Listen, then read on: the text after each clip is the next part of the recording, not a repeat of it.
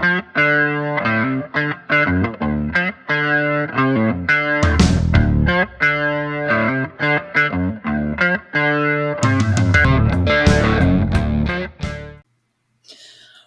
up, guys? I'm Devin Harrington, the average Gen Xer. Welcome back to my channel. If you are new here, thanks so much for stopping by. I am so glad to have you hang out with me. On this channel, I talk about a couple of different topics. You can check them out in the description. Today, we are talking about my new obsession.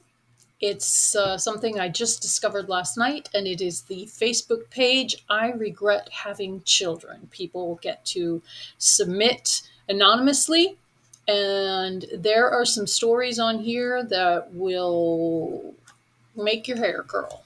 Please remember that my posts about regretful parents are not in any way meant to mock or disrespect the pain that these people are going through while they're not loving parenthood. I'm not here to make fun of anyone. I'm just wanting to highlight the experiences of people who found out the hard way that having kids is not the gloriously fulfilling rainbows and sunshine validation that society and the media often make it out to be. If you happen to be someone who loves being a parent, then good for you. The world needs more people just like you. I make this kind of content for several reasons. One, because I am fascinated by the topic as a whole. Two, because I am child-free by choice, and I think it's human nature to want to have your own choices validated. But mostly, number three, because reading and talking about this taboo subject might help somebody who is sitting on the fence, wondering if they should or shouldn't procreate. So posts on sites like the I Regret Having Children Facebook page and the Regretful Parents subreddit don't just help the people who are posting their stories and questions and getting advice if they want, usually from other parents who are in similar situations, but they also provide some much needed perspective and clarity on the realities of pregnancy, childbirth, and child rearing, not to mention some cautionary tales of what one decision can turn your life into. So with that being said, let's jump into the Facebook page, which is called I Regret Having Children. And I picked this one first because the first sentence is, I can't fucking stand my oldest son. I have two kids, 12 and 8. One from a man I had actually been friends with prior to the relationship, who I trusted when he claimed to be sterile. Y'all, if anybody ever tells you they're sterile, run and get some birth control. Because that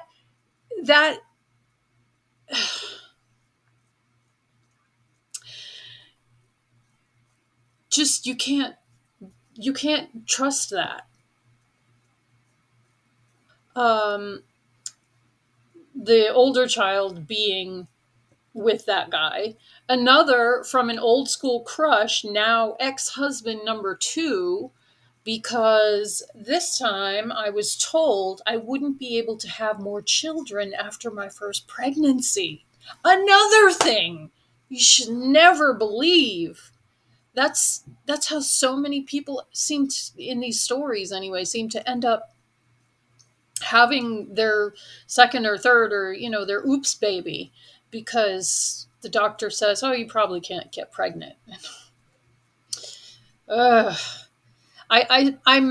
get frustrated with this kind of thing, just thinking, of all the people who are dying to get pregnant and can't. Like, fertility is, it should be more a choice kind of thing, I have often wished, when I was still able to get pregnant, I have often wished that I could give my fertility to someone who would want it. Anyway, I digress. Going on with this woman's story. I left both their fathers due to severe cases of domestic violence. If you're curious how I fucked up this badly, not once but twice, it's because my childhood was also abusive and I had essentially been conditioned to think pain is what it truly means to be loved. This is one self aware woman here. My 8-year old can be bratty and mouthy at times, I will admit. Sometimes he does things strictly for the sake of defying. Honestly, I know deep down this is because his father and I are no longer together, and he's just doing the usual kid stuff when parents separate. Outside of this, he is smart, talented, creative, empathetic, funny, and kind. He's a sweet little boy, and he and I are as close can be. And that's what people dream of when they have kids. But she also says, my oldest, on the other hand, I can honestly say, as far as feelings go for him, I have nothing for him anymore. I always feel guilty, even just thinking those words, but it's true. First of all, he is absolutely fucking obnoxious for no fucking reason. He will wake up in the morning and quite literally screech at the top of his lungs. This is a 12-year-old, mind you. She said in the beginning that the older one is 12 years old, wakes up in the morning and will quite literally screech at the top of his lungs, attempting to imitate some sort of siren. When asked why he does this, he will simply repeat, I don't know, till he is blue in the face. He has also done this at gatherings with friends and family, honking at a couple trying to have a moment together. This kid sounds on the spectrum. Not that I know anything about it, but I mean, I don't even want to say normal, but most 12-year-olds don't act like that. He is fucking weird in the dumbest fucking fashion. One morning, just a few months ago, my boyfriend and I caught him spitting his milk back into his cereal bowl to save it for later. That same morning, he starts screaming in his younger brother's face for him to wear a specific shirt because, all caps, I want him to wear it, and pitched a fit so hard over it that he burst blood vessels in his face from screaming so hard. I mean, I wouldn't want to have this. This is what happens. This is one of the reasons why you're rolling the dice, because as some people say, life doesn't come from you when you have a baby, it comes through you. And it may be nothing like what you're expecting or even have any influence over. Wow, this kid. He is stupid as fuck. Now, I'm not the smartest person in the world by any means, but when I found out I was pregnant with him, I thought to myself, oh, he's my son. He is destined to be a smart kid. I'm going to be able to teach him how to do so many things. And that's what most people think of when they get ready to have kids, of all the great things they're going to teach their kids and of all the great things their kids have the potential to be. And unfortunately, that's often not how it works out. And I don't know why I have such a morbid curiosity with the pain these people go through, but I just wish I could wave a magic wand and give them back their, I don't know, their old life. She goes on. He is lazy as fuck and will literally put more energy into avoiding a chore than actually doing it. He has one chore. That is to do the dishes after he eats. He will spend 8 hours making a straw spin in a filled up plastic bowl. 8 hours. This kid's got to be on the spectrum. While singing the Gabby's Dollhouse theme song. Yes, he is 12 and prefers this over shows more age appropriate. Then pitches a fit if we get on him to do his one and only household job. He's creepy as fuck, bordering stalker. So we have to keep the windows in my apartment covered for 2 reasons. To keep the heat locked in because maintenance property management refuses to update our windows and they are pitch black coverings. Why? Because my circus freak of a kid will dance and scream at people should they be walking past our window just minding their own business. As of the last 3 months, we have discovered holes in the coverings, and he tells us it's so I can watch people. Understandably creeped out, mostly because he already has a weird habit of staring at people and making weird gestures and facial movements as he silently talks to them. Okay, so this kid is either a monster waiting to happen or he's on the spectrum. I mean, I think on the spectrum is the answer for every weird kid's behavior these days, but I don't know. This kid really sounds like he's got some issues. Uh, we asked him what the goal in this was, and he told us he wanted to see where people lived so he could find them. He's just a fucking asshole. This kid will intentionally hide my belongings, just my belongings. This is the mom speaking.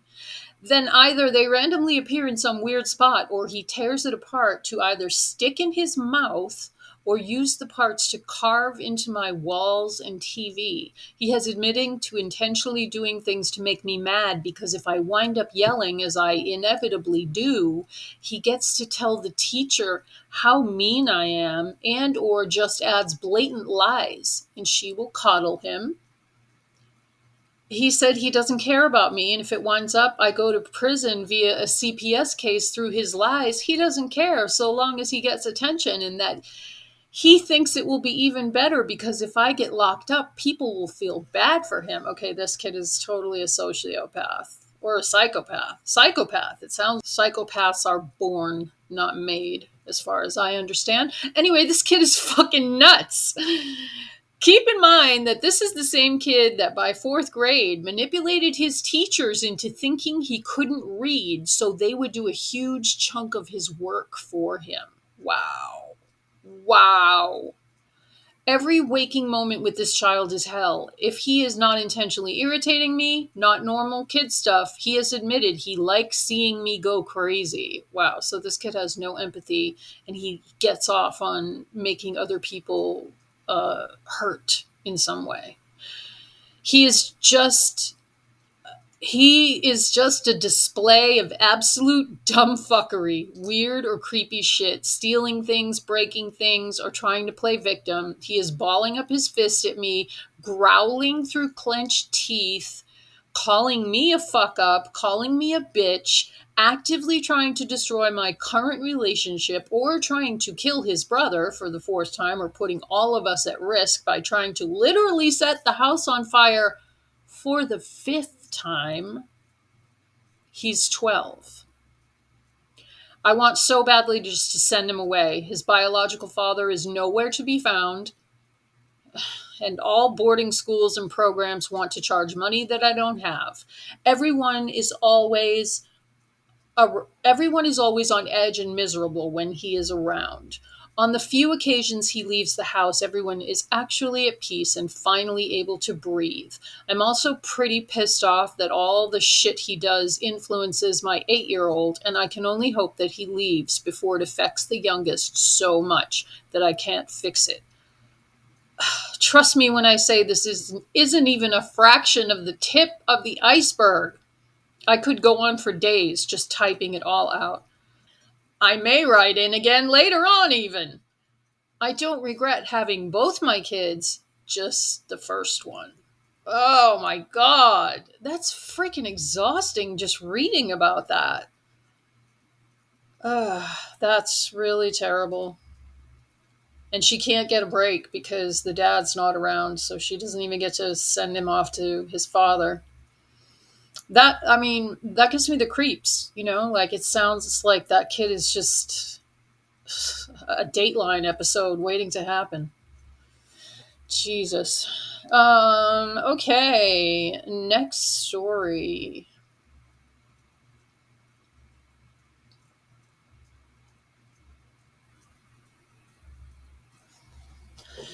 Okay, this one was sent in by a girl who is 20 years old. 20 years old. She has an 8-month old and she's 10 weeks pregnant. And this is kind of a long one as well. So, but I am going to read some of the comments on this because, well, here's the story. Hi, everyone. I'm 20 years old and I have an 8-month old and I'm 10 weeks pregnant. I did not want any kids in life ever, not even to get married, really. I met someone almost 3 years ago, so she was 17, and he wanted those things, so I went along with it because I love him. Up until we moved out together, we were long distance for the whole relationship. And the long distance talk and texts are pretty wild for those who don't know. I don't know. I had a long distance relationship. It was fairly tame, but then I'm old. Um, so mainly because we'd say anything because we miss each other. We'd say anything because we missed each other.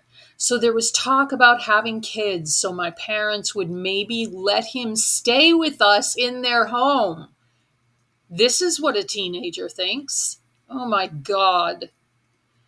We got an apartment together in September 2022, and literally 2 days after that, it happened. They had sex. Right after we got done, I asked him, "You're going to buy a plan B, right?" Mind you, I was in another state with no job.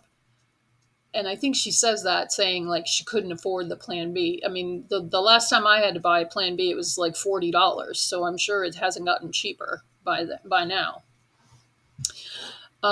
He laughed and said no, but really, I didn't find it that funny. I was 19.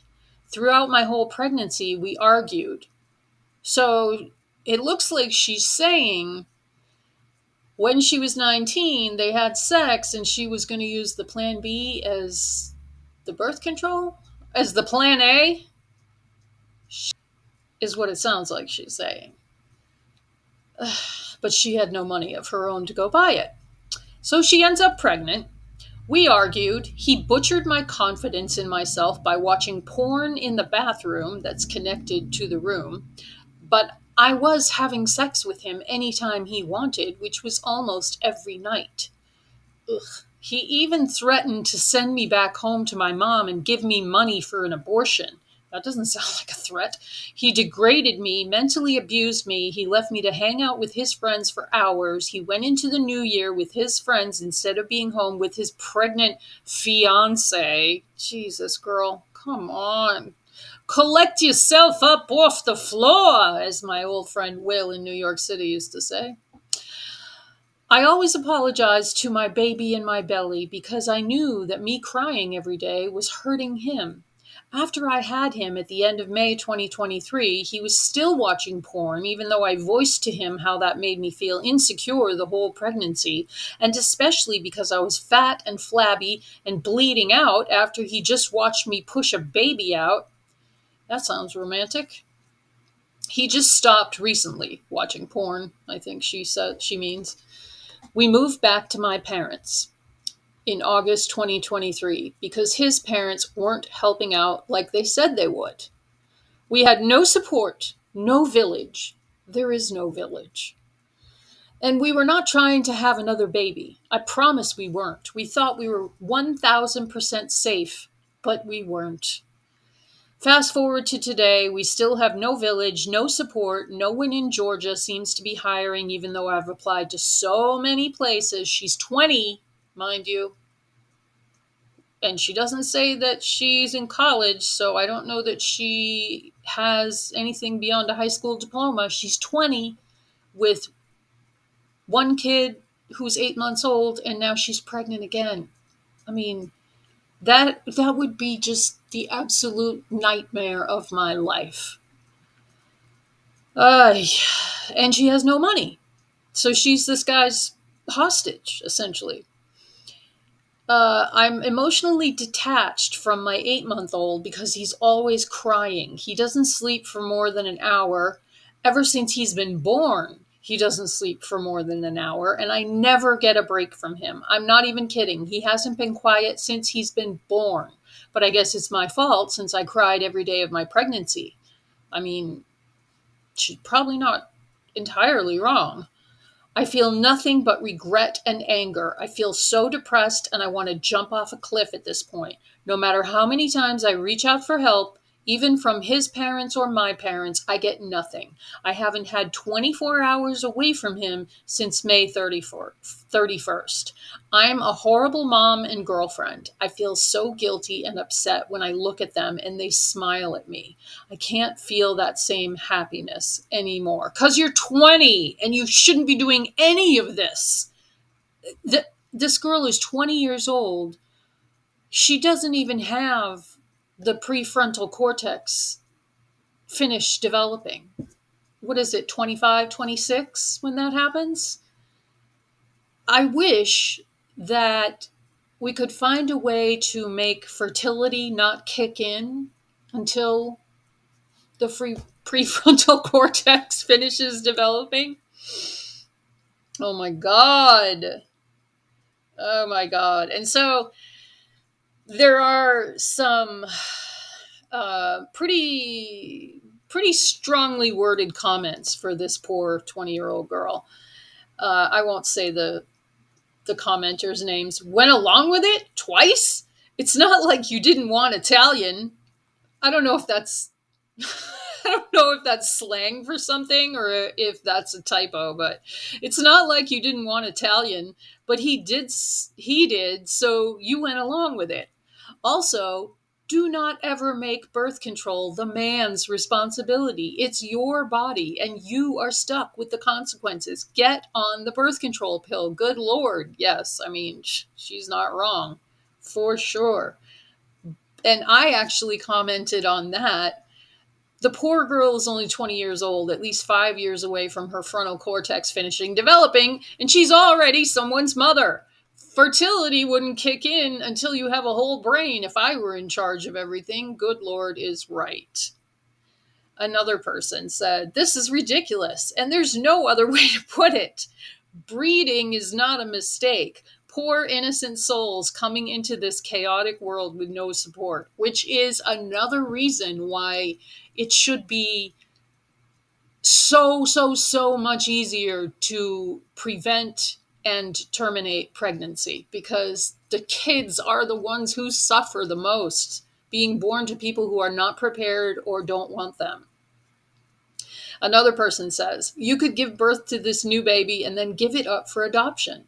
Abortion can cause lifelong guilt and regret, but giving the fetus life and an infertile couple a baby is a wonderful thing to do."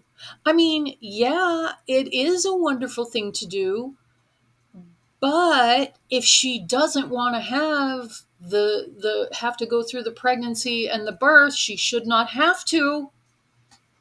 Good Lord. I replied to that lady too. I mean, there's a ton of people that replied to her. Actually, some of the people who replied to her, this one person says, "Stop telling her that. That is not true. It can cause lifelong regret and guilt only for those women who did not want an abortion." And she means abortion for someone who does not want to have an abortion. Yes, that would cause lifelong trauma and guilt.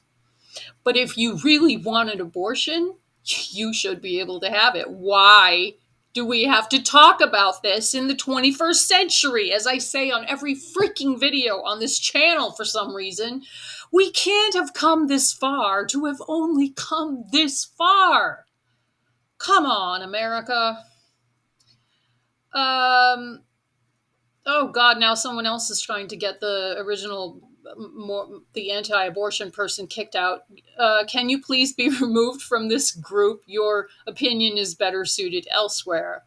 Another person responding to that same anti-abortion comment: "I've yet to meet someone who made that choice willingly without someone harassing them about it who regrets it. There's millions of unwanted children worldwide. Why are you, someone who had to pick up the slack of unwanted children in a failing system, advocating for more children to suffer like those kids you cared for did. This is clearly someone who knows the original person. They sound pretty familiar with her. You, of all people, should know the lifelong trauma that comes with being unwanted, being failed by a system stretched beyond its limits, and the bleak outlook a lot of kids in the system face.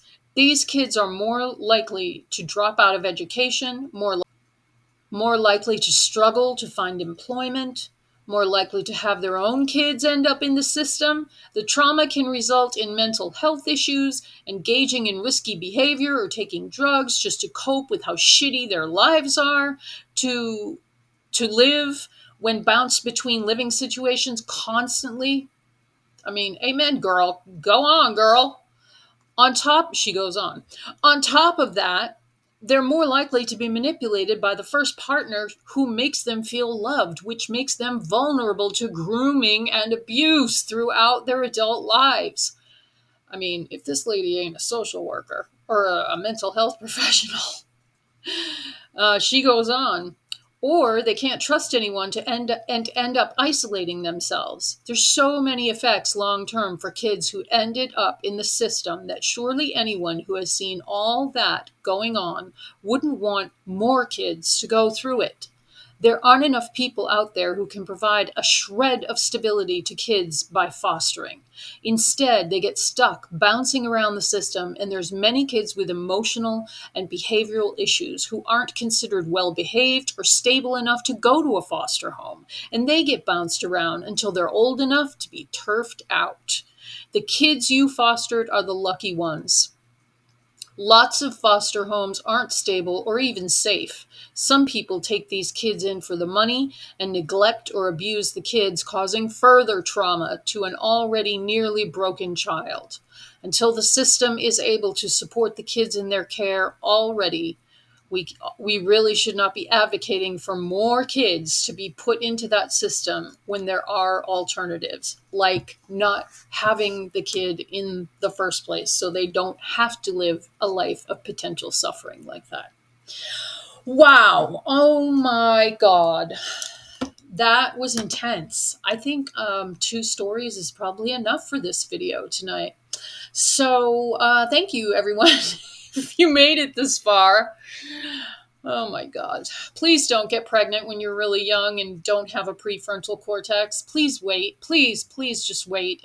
I know most of my viewers, audience, random people in the world who happen to click on my videos tend to be women of childbearing age, let's say.